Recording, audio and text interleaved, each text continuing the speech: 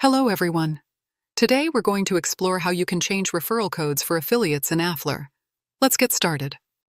First, make sure you are logged in into your Shopify store's admin dashboard.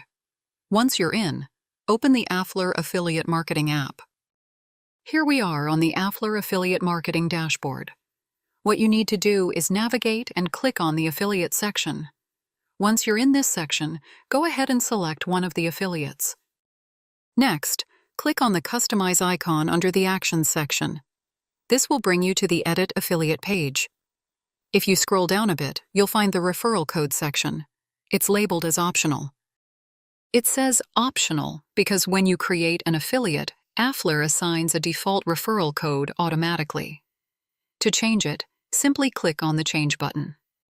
Now, go ahead and enter the affiliate referral code that fits your requirements.